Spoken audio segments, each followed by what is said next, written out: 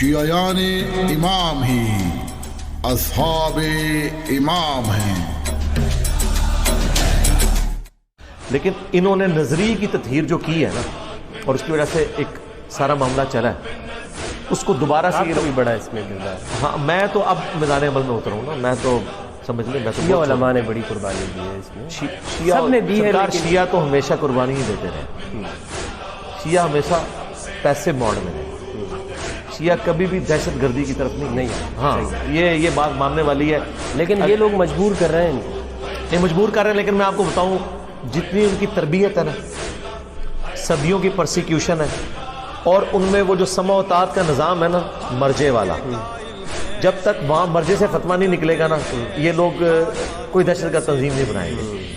شیعہ کا مسئلہ یہ ہے کہ ان کو ڈیویٹ ہونے سے بچانا بڑا آسان ہے. ان کا ایک بڑا اسی طرح ہے جیسے عبد القادر جیلانی قبر سے نکل آئے نا تو بریلویوں کی کیا حالت ہوگی، یا امام حنیفہ قبر سے نکل آئے تو دیوبندیوں کی کیا حالت ہوگی، اور بریلویوں کی. وہ کہیں گے اب تو ہمیں کسی کے فتوے کی ضرورت نہیں.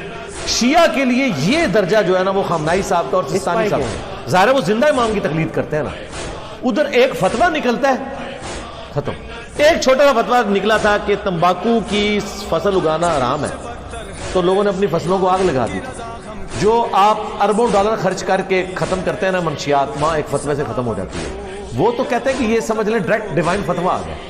لہٰذا شیعہ کے اندر چونکہ ان کی ایک اپروچ کہ ہم نے پیسیو ریزسٹنس کرنی ہے، قربانیاں دینی ہیں، اور ہارڈ لائنر نہیں ہونا، اتحاد بین المسلمین، جتنی بھی باتیں آپ دیکھیں وہی کرتے ہیں. لوگ کہتے ہیں یہ ایکٹنگ کر رہے ہیں. نہیں سرکار، یہ ان کے مزاج میں یہ چیز. میں آپ کو بتاؤں طارق جمیل صاحب سے میری فون پہ بات ہو رہی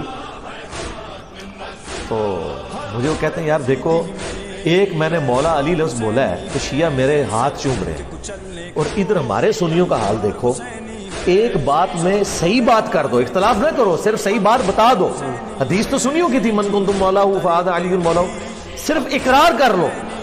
تو یہ ہمیں سنیے سے نکالے ہوئے ہیں، اور ان کا حال یہ کہ ہم نے ایک بات میں ان کے کہنے پہ نہیں اپنی کتابوں سے مانا ہے.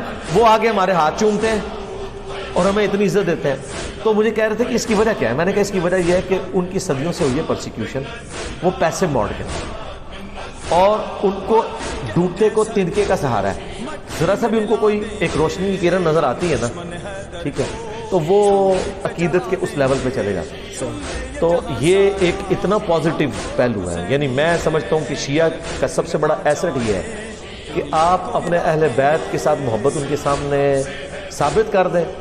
سرکار وہ اپنی جان بھی دینے کے لیے تیار ہے. آپ چاہے آپ یہ کہیں کہ مزار گرا دو، چاہے آپ کہیں یا علی مدد کہنا شرک ہے، تو کہ نہیں مولا علی کا دفاع کر رہے ہیں. دیکھ لیں 8ویں محرم کے دنوں میں سب سے زیادہ ویڈیوز میری شیئر ہو رہی ہوتی ہیں. حالانکہ میرا توحید کے بارے میں کتنا سخت سٹانس ہے، اور اسی طریقے سے اور عقیدہ امامت کے بارے میں بہت ہارڈ لائنر ہوں، لیکن انہوں نے ایک خوبی پکڑی کہ نہیں اہل بیت کا دفاع کر رہے ہیں، باقی چیزوں پہ کمپرومائز ہے. ملت تشیع